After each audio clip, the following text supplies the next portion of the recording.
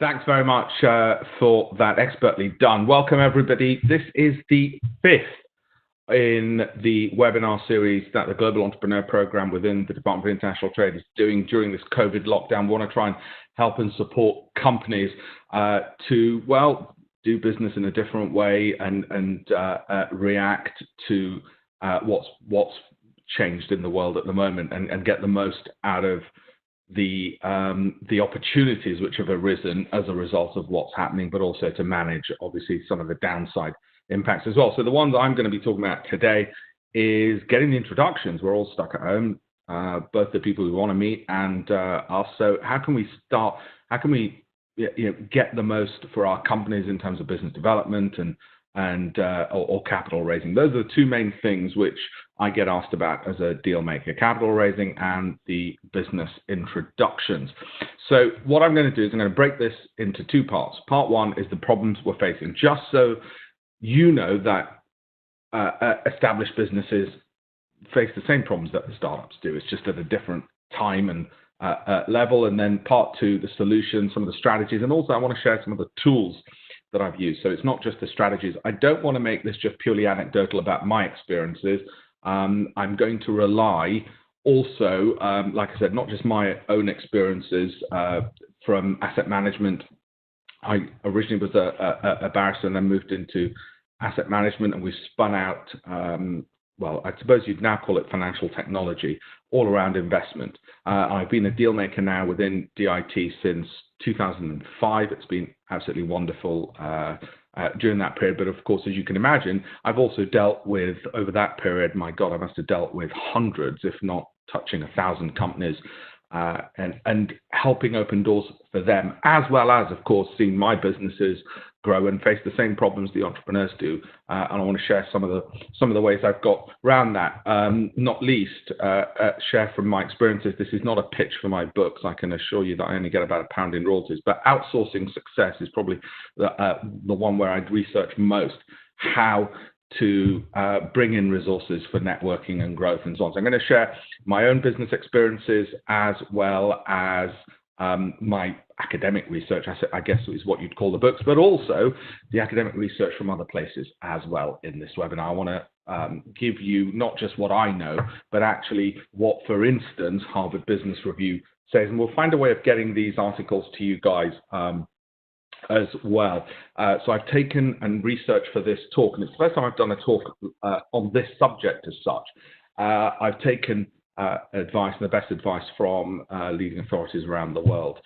So I didn't want to just make it anecdotal and say, well, Richard Branson says this and Bill Gates says you should do this, but actually look at what the business schools are also saying in terms of this. So I'm going to lean upon some of the things that I've learned from Harvard on the best ways to use social media, 3 ways to make the most of your alumni. So when we talk about networking, there's obviously not just the technology side, but there's a whole load of other things, and also gender differences. One of the things that we've done in the Global Entrepreneur Program is to make sure that we're attuned to what the broader government policy is, which is where we want more female-founded businesses as well, and we know there's a market failure there. We know that we don't have as many as we should, and so I wanted to make sure that we bring those aspects into this talk as well. Okay, the reason for that picture is not just to show you all my holiday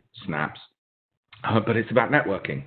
So what are the key problems? Let's start off with that in part one, and then moving on to some of the tactics, some of the solutions from all those sources and resources that I've mentioned, and some of the tools that are available. So problem number one, we don't know where to look very often. When I deal with a lot of the startups, and not just startups, well, let me get rid of the word startup. Let's just say scale-ups, okay? Because most of you will be scale-ups. And actually, you might not even be entrepreneurs. You might be on the other side. You might be venture capitalists, private equity, whatever it is. You might be professionals. Okay, one of the things that I found is people actually don't know where to look, let alone who to look for. So I'll get questions asked like, and I kid you not, I've met CFOs of major scaled companies, companies with turnovers of a couple of 100 million, who will just give me a WhatsApp or a call and say, do you know anyone at? Now, overall, if you're having a coffee, that's fine. But out of the blue, you've got a million things to do. ask, and they know that I've got a big Rolodex, do you know anyone at, becomes a bit of a pain question. So how do we get rid of some of those issues? Occasionally, you've got people who are just frantically, some entrepreneur one morning wakes up and goes, right, I need to know, and they're firing out emails. You can tell, can you introduce me to this one? What about this one? What about this? And they're just sending things, whether that's in my deal maker capacity or in my personal capacity through my networks. That's not going to be an efficient way to solve your problem of how to get those doors open. So we're going to have to look at a solution for that. Problem number two, they don't know what to ask for. I'll get, well, can we meet for a coffee? The kind of generic, well, yeah, and in the broader scheme of things, you might think, well, that's a reasonable thing to ask for. There's an old saying, if you want money, ask for advice, and if you want advice, ask for money. I think there's more efficient ways than just out of the blue asking, so can we meet for a coffee? To get to the end goal that we want, we need to be more efficient, more targeted, more specific, and mindful of the person we're speaking to. Them. There are people who've got ample time for. I mean, we're not even going to have coffees nowadays anyway, but ample time for can we jump on a call? But what I find is that the person asking you often isn't aware of the individual they're asking and the circumstances they're in to make it easier. And the ones that I've seen network the best and get the best results. Apply some of the solutions I'm going to talk to you about, and the ones who don't, and I've seen over obviously 15 years which ones businesses go like this upwards and which ones sort of go plateaued. So I'm going to talk through some of those solutions. Okay, and the things I want us to consider first of all, and again these problems, is the cold emails where forget the intermediary and the introduction, it goes straight to the individual, it might be me.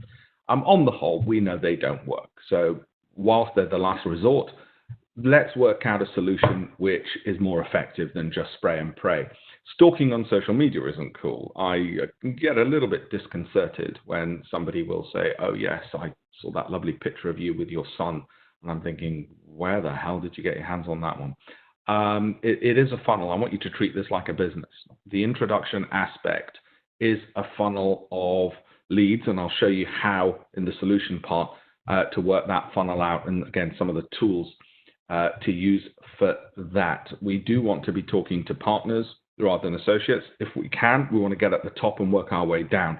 I've noticed people trying to do this sort of start at the bottom and work their way up. There is statistic to show, however, and I know why people start at the bottom and work their way up. There are statistics to show that the people at the top are obviously far less likely to answer, but we want to start more ambitiously, and I'll tell you why. I've got some empirical data to suggest that works better. And specific. So I'm going to get into the specifics of how to zone in as opposed to the generic mistakes that people I see making, and therefore they're wasting a lot of their time and energy. They're not wasting mine or whoever it is they want to make the introduction, because we've got a delete button. Well, obviously, if it's a GP thing, I'll reply back and teach them how to do it properly. But if it isn't, often you'll get people not responding for a reason. Problem number three, well, we'll hear a lot of talk about these high-performing teams, this concept of high performance. It applies to getting introductions. It applies to networks. A research study was done a couple of decades ago about how Bell Labs creates star performers. Now, we all want in our businesses star performers. And what they found, one of the critical factors they found, if not the most critical factor in Bell Labs in terms of star performers, in terms of innovation, in terms of all the things which are still important to this day, they compared the star performers, and they had lots of metrics. It was an academic study, lots of metrics to measure who and which companies did the best against which ones, the star performers or the mediocre performers, and they compared against a control group. And they found that the star performers had not necessarily the resource to get to the right people, but the resourcefulness of networks. Believe it or not, even the ones in the white coats, the geeks like me, who sort of crouched over a computer all day, had the ability to access someone to help solve the problems. It was having the right strategies and tools. And that's why this is more important than just, I need to get hold of X, Y, Z. I don't think this is taken as seriously as it ought to be. And like I said, there's obviously, as you'd expect, research done to show that if you want to be a star performer, if you want to get a high-performing team, we need to build up their ability to be more resourceful at getting access. How do we do it? What are the solutions? I want to turn to the most important part of the webinar, having sort of set it up, is the solution strategies and some of the tools around that. Okay, so first one, and I find it shocking. I still have to tell people to do this, and I taught people one-to-one in the Global Entrepreneur Program how to do this, and it's worked immensely well for them and for me. Remove the introducer's frictions. You want something from me, just saying, do you know anybody at? Guess what? That's going to go into my email. We know how we all do emails. We triage them. If I can do it immediately in 5 seconds, it gets done. If it's going to take me reading and reading and reading, it's going to get pushed lower. And that's not just in relation to introductions. As you know, it's in relation to everything. So why should it be any different with introductions, or God forbid, on WhatsApp? And I can tell when people aren't taking my time seriously, or let alone what they're doing, and they're trying to move their workload to me. The venture capitalists will tell you that this doesn't work because they often get asked for introductions to people within there. The companies will tell you this when you don't remove friction. So what do I mean by that? And I apologize for putting lots of text on the screen. It's the best way I thought of doing it. Let me just explain this. How much time and effort do you spend trying to acquire a client? Just think about that. Don't think about the introductions and the door opening. Just think about how much time and effort you in your business spend trying to acquire a client. And I bet it's a heck of a lot. How much thought do you put into it? Just think about that. How much time do you spend making that access, getting hold of that client bespoke, working out what their needs are, how your product provides them with a solution, all that research you do into it. If you didn't do any of that, you wouldn't even be here, okay? How much time do you spend doing the background research, their needs, their recent news items, to find links? You're offering news items on their professional lives, not on their personal ones, okay? Do you consider why your client gains value? Of course you do. You think to themselves, if they use my solution, they're going to get some value. Do you think they owe you a living? Of course you don't. And you don't think they should just buy your product because you've rocked up one day, right? You reduce frictions for your client in terms of buying your product. You think of every single way of reducing the friction from them finding out your product and buying it. That's how you think. You think of a funnel. You think of the touch points from your calls, outgoing calls, to your landing page, to everything else. Why the hell do people not treat introducers? Assume I'm an introducer with a large network. Why don't they treat us with the same respect they treat their clients? Okay. After all, I can introduce you to 10 clients. I'm a multiplier. I'm worth more than your client is because I can introduce you to 10 of them, but I don't get treated, just using myself as a generic, with the same respect. Hey, Alpesh, can you introduce me to the BBC royal family God? I haven't had the God one yet. That literally is the kind of request. If we can make you think with the same hat you do with clients, and I don't mean you as in the people on this webinar, but more broadly, the effectiveness I've seen with GP companies when we've done this has been a tenfold improvement, if I were to use a rough figure. A warm introduction, we know from a shared connection, so from an introduction, from an introducer, is 5 times more likely than cold calling. So it is well worth treating me like a client, okay? LinkedIn, that's the source of that data, 5 ways, and I'm not going to tell you, hey, just go on LinkedIn, guys. That's the source of the data there. They also found personal introductions have a 500% higher success rate than unsolicited approaches. So you've got 2 approaches, you've got 2 strategies, the unsolicited cold call, you've got me. The cold call to the client, people take loads and loads of effort over. It gets wasted because they could have gone through the introducer, used the same amount of effort and got 10 times as many clients.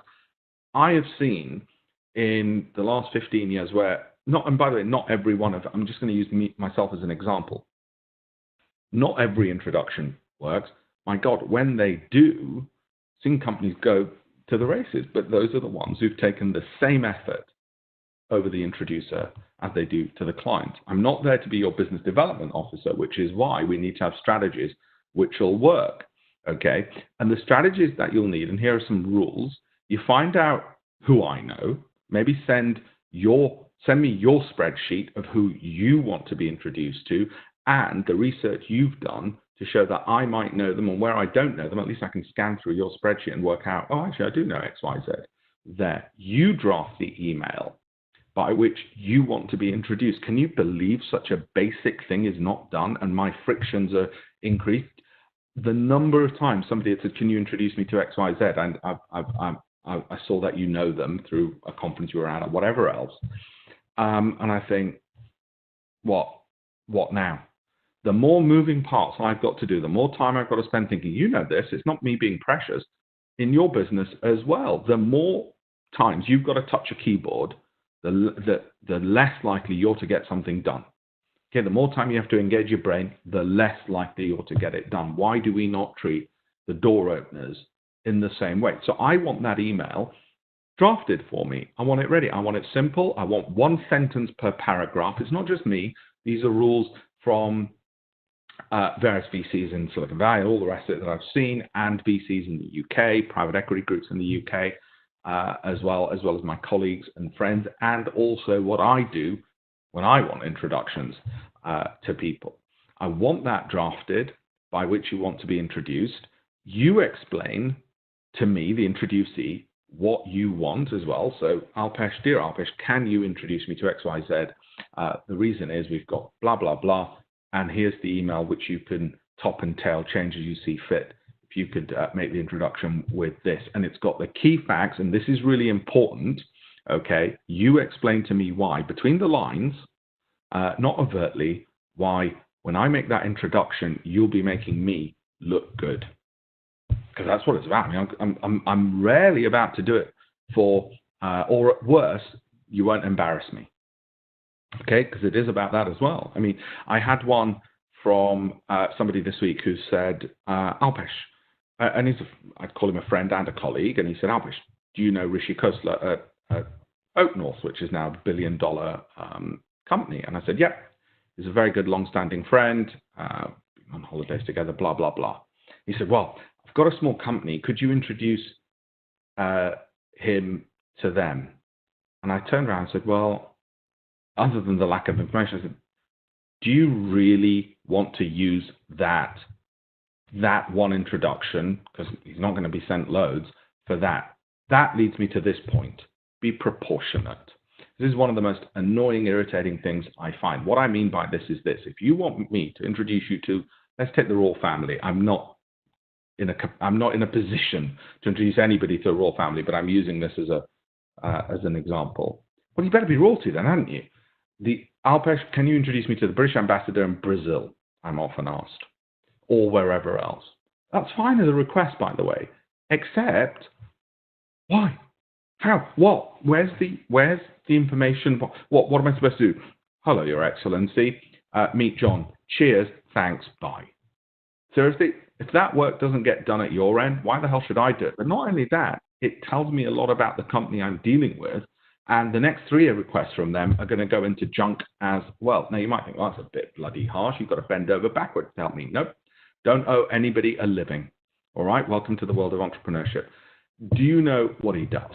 Do you know why he should be interested in meeting you? And have you considered that by not explaining any of these issues, you're going to embarrass me, not just me, whoever it is, your introducee, be a liability on their time, and just proving your business development skills are lacking, so your business is likely to fail as well. It doesn't look good, doesn't look right. Okay, so let's look at a different way of doing this. Let's find the right contact and get to the specifics first. Let's remove some of the problems of do you know anybody at and just send out random messages. What are the tools available? What are the resources? What are the skills? Tools, resources, skills. Tools, resources, skills. Let's look at some of them. This is a pretty useful, as good as any, whether it's investor research or finding clients. You'll all have this, I'm sure. But why it's not used for the introduction part, God knows. You should, and I'm sure you do, have the data to know who it is at the VC firm or at British Telecom or at Virgin or whatever, what their name is, and what are they looking for. Just saying, oh, we've got a solution might be relevant. Have you got any research to show?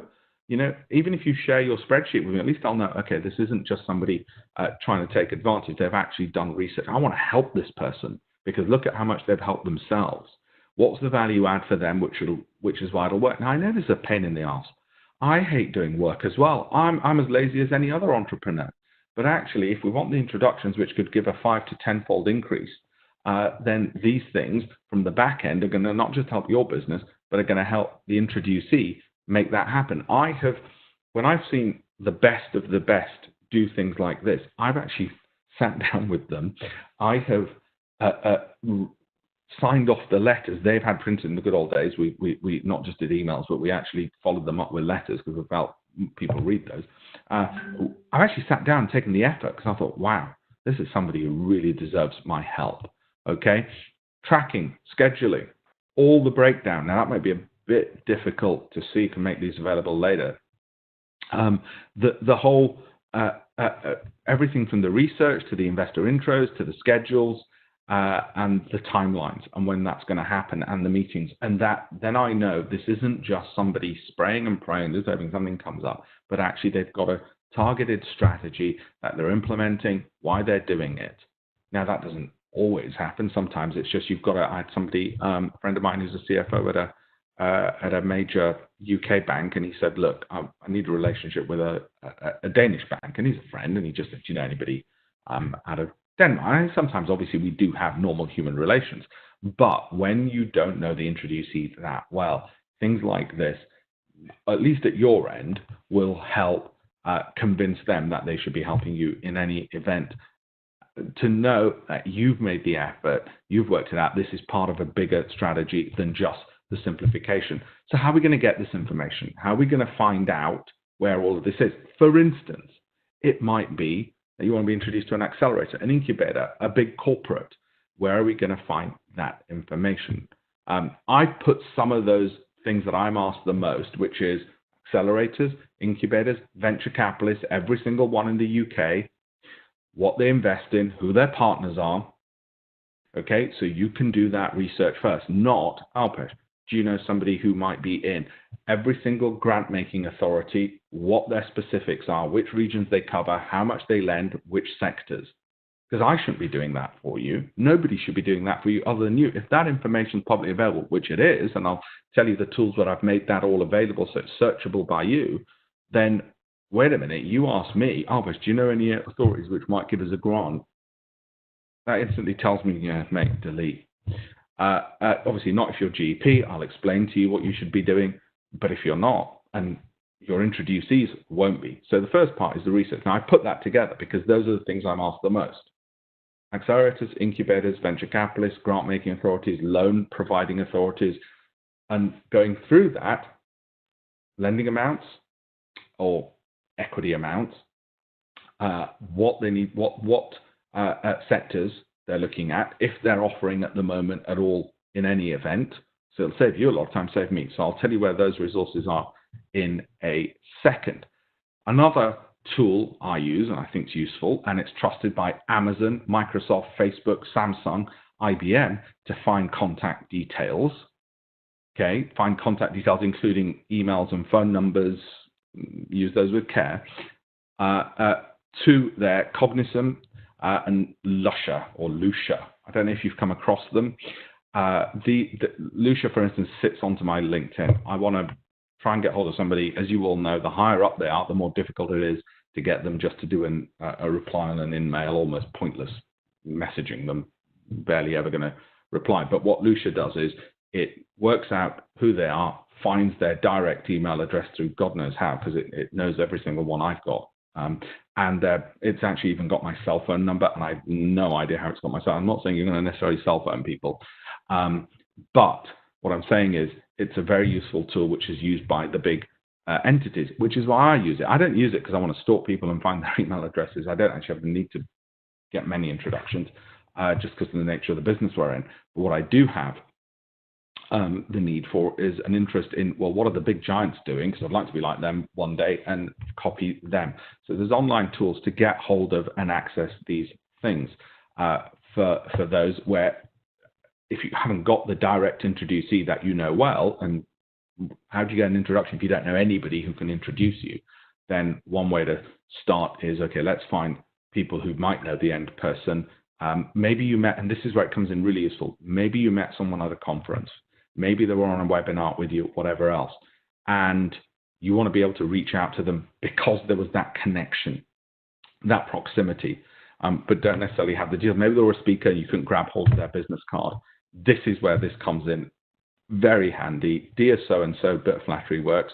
Met you, saw you speak at XYZ, and there is perfectly legitimate. Get their email off Lucia, make that connection. Loved what you said. I wanted to tell you about this. Guess what people love? And I'll tell you the biggest breakthrough I ever had in networking in a second using this strategy. Guess what people love? They love that you listened to them and that you liked what they had to say. Now, I know it sounds crass and you shouldn't fake sincerity, but that at a conference, the follow-ups that happen, not only have worked for me, but others, then going on to Lucia, then getting hold of them. If I didn't get their business card, and we all know, we've been at events where somebody mobbed, you're not going to be able to get hold of cards. They've been dishing them out like toffee. But they'll have, hopefully, on here, a separate email address. Might be a personal one, doesn't matter. It's how I got hold of Dominic Cummings, actually, and his private personal email address, which was great. What I did, my biggest ever breakthrough in networking happened about 20 odd years ago when I needed to meet, and I was a complete nobody, still am, but back 20 years ago as a real nobody, needed to meet 10 of the world's leading hedge fund managers. I wanted to set up a hedge fund, and therefore I wanted to meet 10 of the world's leading hedge fund managers. How the hell do you meet 10 of the world's leading hedge fund managers? And so what I did is, and I'm not saying you can use this approach, but the principle behind it is what Lucia is about and what these other systems are about, is I approached the Financial Times and said, I've got interviews with 10 of the world's leading traders. And I went to the 10 of the world's leading traders and said, if you agree to meet me, the Financial Times will publish the interviews. Now, I'm not saying you're going to replicate that strategy. I used it 20 years ago. It won't work again. My point is, because I was able to get them a hook, which was of value to them, everybody wanted to be in a Financial Times book, even if you're a multi-billion-dollar hedge fund, I was able to meet them. That hook of, well, what's in it for me? Why, great, Alpesh, I heard you speak. Here's a product, boom. Here's a product, make your life easier. No, I want it more direct. What Lucia allows you to do, or these other products allow you to do, is contact that individual with a thought, just 5 seconds, of why they're benefiting. That has been an instrumental tool. Now, hopefully, when you look at some of these tools, or Cognizant, or whatever, there's a whole load of them. Okay, when you look at them, it'll get your juices running for what's specifically relevant for your business, what's specifically relevant for you. There's another strategy. Now, this is going to sound way too over-optimistic to you. Your ambitious scale-ups. I don't think your ambitions should be lower when it comes to getting introductions than they are in terms of your business goals. Every single one of you on this webinar who are entrepreneurs will at some point or other have decided you want to be a unicorn. Okay? If you haven't, and you just want to be a lifestyle business, you've got onto the wrong webinar, right? You'll have decided you want. So you've got these immense high ambitions with an incredibly low probability of success. Well, that's what it is. The probability of becoming a unicorn is relatively low. Those are my ambitions for my business. I don't care that the probability is low. It's what makes me an entrepreneur. My point is, why are those same ambitions not there when it comes to the people you need to get in front of? The life-changing thing, in my case, was using that clever strategy with the Financial Times in the book, and happened 20 years ago, which, guess what happened? It saved me a lifetime's worth of work, because I got the trading strategies to help, and the advice and the mentoring to set up the hedge funds, and fantastic, got to where I needed to get to a hell of a lot quicker than trying to work up the bottom way up. I'm not saying you don't do the bottom up. I'm saying top down work. So how are we going to do that? What's another strategy which I've seen work well for others and successful people and for myself? Forget myself. I've seen and observed work well, and from the academic literature that I've pulled in, it's supported by this. It's the pull strategy. It's not just you pushing yourself and your services at others. How do you pull to get the big boys to contact you? Media display of expertise sounds easy enough, doesn't it? Of course we know it's very difficult. I happen to, and there's lots of opportunities thanks to the internet, of pitching column ideas. Now people think, I haven't got time to do all of that. Speaking, we're in the webinar world at the moment, but put webinars to one side, and there's more opportunities to speak at webinars as well. LinkedIn posts, if nothing else, and tagging the people you want to meet. If you can't write, use Fiverr. They've got some phenomenal journalists who will write the stuff for you for a couple £100. They're amazing, who are ex-Telegraph writers and so on and so forth. And then either pitch a column, an idea, whatever. A Business Insider, for instance, was looking for experts. That gets those people knowing not only you're an authority, but reaching out to you. Now you might think, yes, I heard that before, Alpesh. So last year, London Stock Exchange got in touch with me because I had a strategy that I wanted to make sure they knew what I was doing in the algorithm business, and they were tagged now and again on Twitter and on LinkedIn. They got in touch. They flew me out to Italy to meet some of their biggest banks, and then had me speak at their events, which was then used in my business to speak to my audience of what it is we do. It works. The public media display is worth taking the time and effort. Now you might say, well, that's all very well for you to say, TV presenter, blah, de, blah, de, blah. No. It is because business required it of me.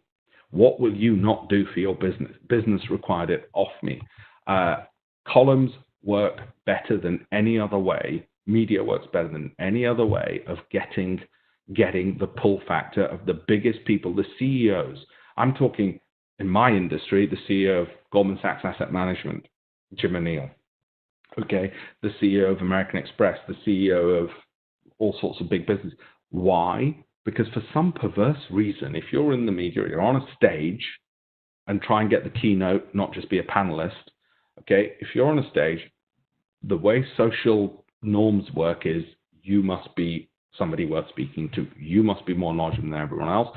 Standard Chartered, God bless them, the chief executive got in touch with me last year, not because I've got some special skills or anything else, because they saw the media stuff, the authoritativeness of the things we're talking about, and it works. And guess what?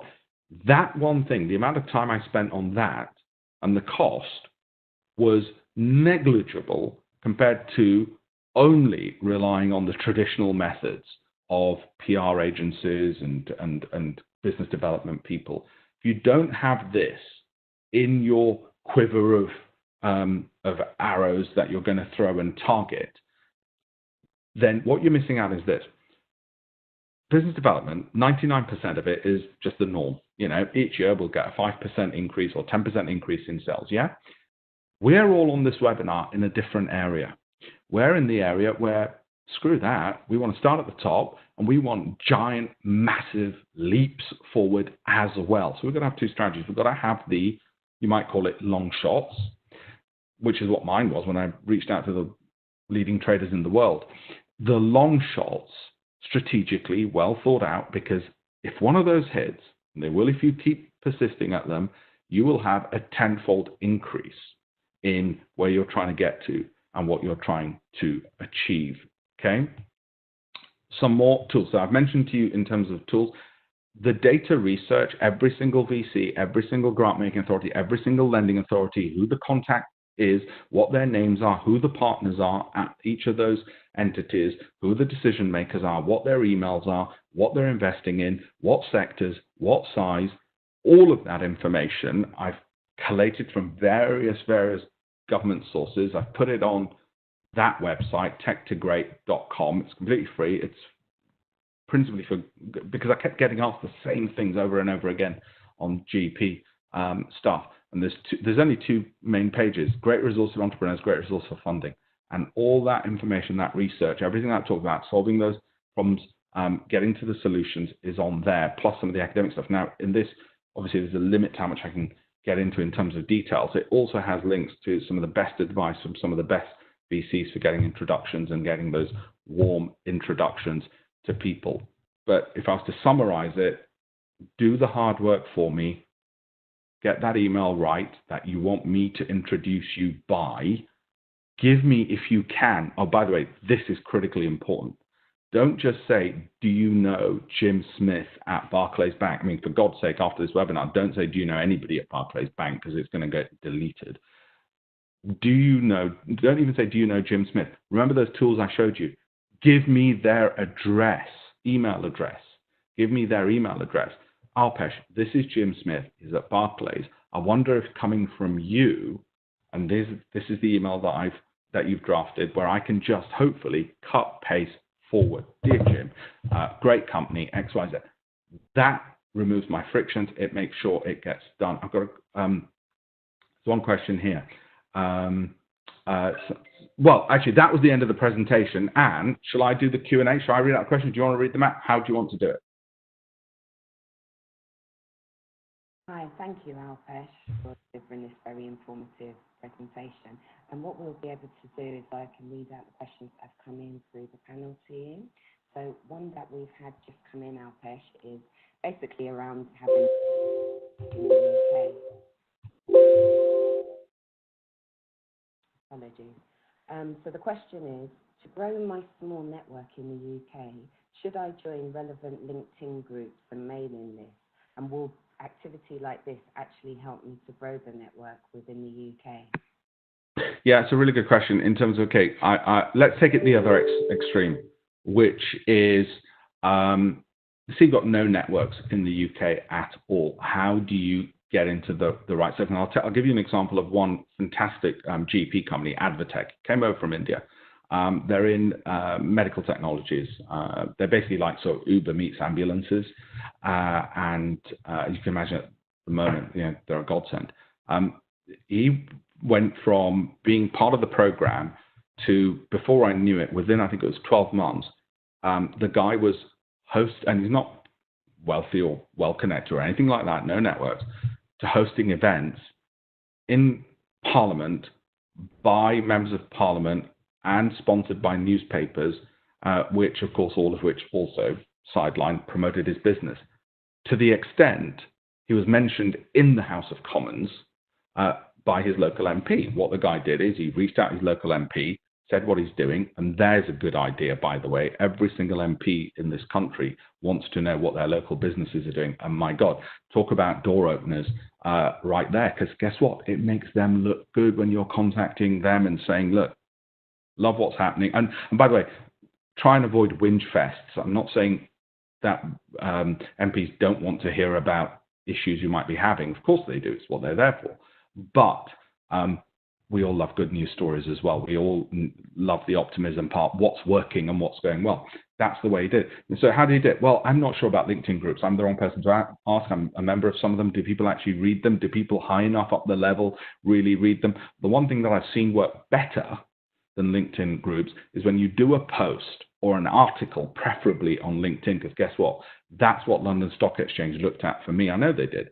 Okay, they looked through the articles, the expertise, and those articles stay forever, and LinkedIn has a lot of credibility, is you're also name checking them. And I don't just mean dump a load of names. I mean try and be a bit more specific, because everybody loves to be complimented and associated with a name check or a mention in an article. That pops up somewhere, and then take it from there. So one way, if you're just going to use the LinkedIn aspect, is that. But more importantly, secondly to that is what I've said, is reaching out to one or two people with the good news aspects, whoever those people might be. So it's not even an ask. You're not coming in straight away. You're just trying to build a network. You're not coming in and saying, Alpesh, can you introduce me to XYZ? Let's just get on with it.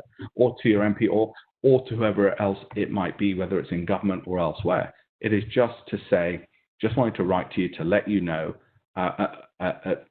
this works really well, or this was fantastic for our business. And it's the unexpected. It's not what somebody, and it's not salesy, and it's not an email that's being spammed to them. It might be even a handwritten note, which nobody does anymore. We do handwritten letters, by the way.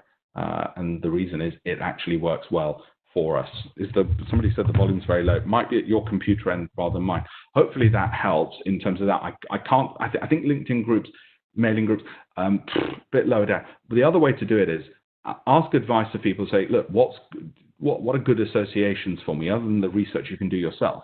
For me, for instance, I deal a lot with entrepreneurs out of India, because I cover the Indian market. And whilst this isn't just for them, the advice I'd give them is join TIE, the Indus Entrepreneurs, or go to their events. The Indus TIE.org. It was founded originally in Silicon Valley by the founders of Sun Microsystems and Hotmail. I co-founded the UK chapter 20 odd years ago.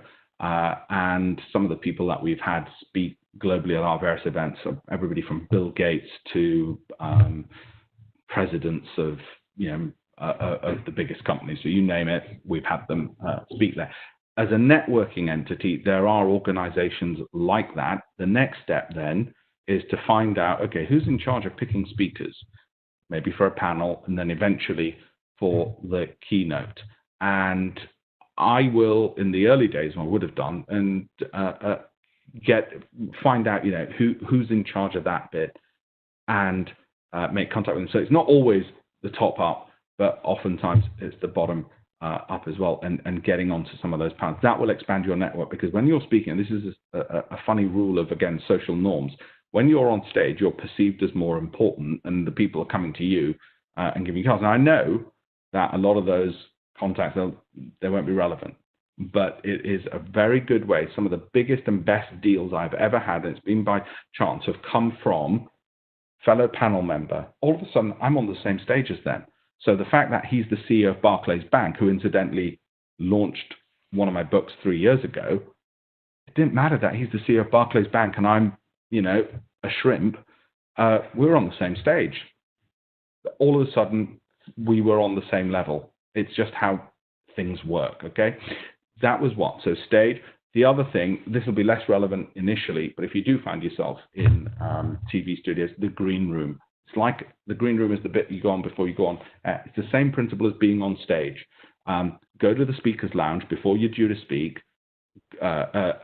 Meet all the speakers. All of a sudden, you're on the same level as them for whatever reason. Have a chit chat. Works incredibly well to get those introductions.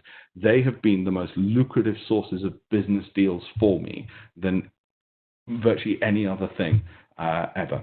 Sorry, I've given too long an answer. The next one. Thank you, Alpesh. Another question that we've had come in was around upskilling the capability of team members. How do you ensure that the team behind you make the best of the opportunities that your long shot gets?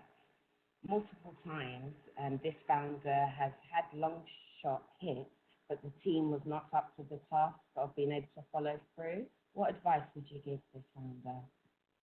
When it's the long shots and they're big, you've got to be in charge. I mean, I for good or bad, I've seen friends go from zero to becoming billionaires. I don't just mean there's Rishi, Peter Cruddas, there's Hilton Nathan. There's a whole bunch of my friends, and I'm not saying the old joke. I can't remember who said it. It was somebody very witty who said, "When my friends succeed, a little bit of me dies." That's not the point I'm making.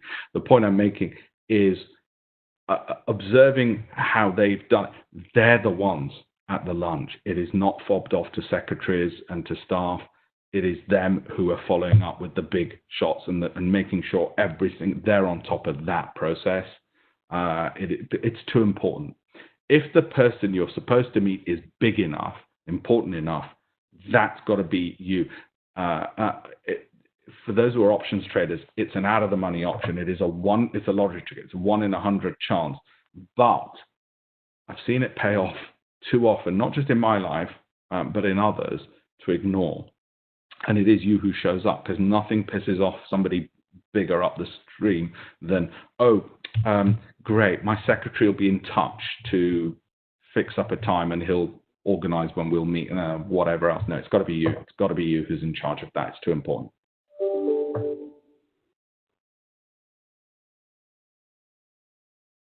Sorry, next question. Thank you, Alpesh. Another question that's actually been emailed into us ahead of the webinar, so I know you may have covered in it, but it's still worth us going through it. One of the founders has asked about the usefulness of actually recording webinars and using a webinar as a tool to get out in there in front of potential clients. What advice and tips would you give around recording a webinar highlighting your company? So I never believed in web. I didn't even know. 10 years ago, a friend of mine at Barclays said to me, you should have financial software and you should use webinars. I said, who the hell's going to buy for webinar? Are you mental? Don't be daft. And this is B2C, by the way. So might not apply B2B, but B2C. And lo and behold, it's the most important revenue line in our business. Let me tell you something. We make more money selling software via webinars than we do on the hedge fund side. Because remember, on the hedge fund side, we only get a proportion of the fees of the profits that we're making for our end clients. Okay, and you've got office costs, you've got very expensive staff salaries, you've got all of this coming out, and then the proprietor gets the money. You know, I'm at the bottom of the list. Everybody else is at the top of the list. Okay, make more money selling software, which is one reason why I think Jeff Bezos left left D.E. Shaw, who's a hedge fund manager, and set up a small tech company selling stuff on the internet called Amazon. The webinar side of our business on software makes more money. It's shocking how that works. So yes, use the webinar. I'm talking B2C. B2B, I'd have to think about that. But B2C, what we found is live webinars work better than recording. However, when you do the little recordings, what we do, like most people do when it comes to content creation, let's talk content, let's talk business development, let's talk opening doors on the push side, showing our expertise. Those are recorded, they appear on LinkedIn, they're on YouTube, they are snippeted on various social media, Medium, Quora. Quora is great in terms of not necessarily the biggest CEOs, but Quora, Quora, where people post questions, you can answer them and you see who's got the biggest followers. They're some of the best ways. If you really want to know, when it comes to marketing, I mean, we're expanding a bit from introductions, but it is a subset of marketing. Probably one of the best people. The marketers that I like are actually not the Harvard Business Review types, and I should have put up the name of one of them. I'm going to tell you his name now. Is not those types. It's actually not the academics, and it's not London business schools and all the rest of it. They're fine, but one thing that I've discovered is these business schools have become so academic, and I was at LBS giving a talk a couple of months ago. They've become so academic and removed from actually the real world. And what happens is I like the hustlers. The person who's made me the most money was a guy who left school at 16 with no qualifications, and he's probably my closest friend. The guy's a hustler. He was working at Barclays, left all of that, 16, no qualifications, because the hustlers get shit done. So sort of in a roundabout way to answer this, probably the smartest hustler when it comes to opening these doors. And if you ever want to know, well, what should I do in terms of expanding networks, selling my products, marketing, what I often do is I'll Google Neil Patel and then the question, Neil Patel, how to use Facebook. Neil Patel, he's not a relative. Neil Patel and how to XYZ. Because on a marketing bit, he's a hustler. He gets stuff done. And he's actually used by some of the biggest corporates in my industry, would you believe? Where you'd think, well, hedge funds don't use hustlers. Oh, yes, we do. To get stuff. So yes, about the videos, but exactly how to use them. Look at him, see what he says in terms of getting those introductions to the right people. He deals again more with the B2C, but yeah, getting that, repurposing that content, getting it out there, showing that expertise, and on that LinkedIn article that you're going to do, or the post where that video is going to appear, make sure you found the experts and written why. You know, I got, by the way, just one more thing on this. So I used that technique, and I got to the head of, I think it was investments or search for new talent, whatever, but basically the relevant person at the Qatar Investment Authority. Now, I had other routes to get to them. I wasn't actually necessarily looking to meet him, finding me through the LinkedIn route and saying, wow, that's impressive, because they've been tagged on one of them and I mentioned them. But you've got to have a follow-up as well. There's no point having an introduction and not having anything to do with it. But it does work. So yes, I'm sorry, a long-winded way of saying webinars are completely underutilized on the B2C from what I can tell. And for us, it was a total game changer to a level I cannot tell you. And there's an underworld of people using webinars to sell software B2C, okay? And there are a bunch of people who aren't and don't get it. And one of the best examples I've seen of this recently was a investment software company, and until the guy did a webinar, after the guy did a webinar, I got a load of emails from people saying, hey, I'm going to keep that software. This is great. I can't believe how well it works. I'm still not sure why it works so well, but it's to do with human engagement and the ability to see somebody's face on the authenticity of it all. So yeah. Thank you, Alpesh. Okay, we've actually come to the end of the questions that we had posed to us for this particular webinar. So thank you again for delivering a very informative session. And I hope the founders on the line have found this useful and will be able to take away some of Alpesh's key learning points. Just to let you remind you guys that, again, this was the fifth in the series of the GEP webinar program, which has been developed to ensure that companies are aware of the different support that's available to them during this current health crisis, and also techniques that are available to help you get out there and identify new clients. We'll be following on with the theme of this session on our next two webinars. Next week, Wednesday, the 13th of May, we'll be delivering a further session around creating new business opportunities. This will be delivered by our GEP dealmaker, Jude Oar, and the following day we'll also be looking more at communicating to clients at this time, and this will be delivered by the Rochester PR group, and we will be emailing this information out. So once again, thank you very much for dialing in today, and if you have any further questions about the GEP program, please email us at global.entrepreneurs@trade.gov.uk. Thank you very much. Have a good day. Bye. Thank you. Thanks, everyone. Thank you.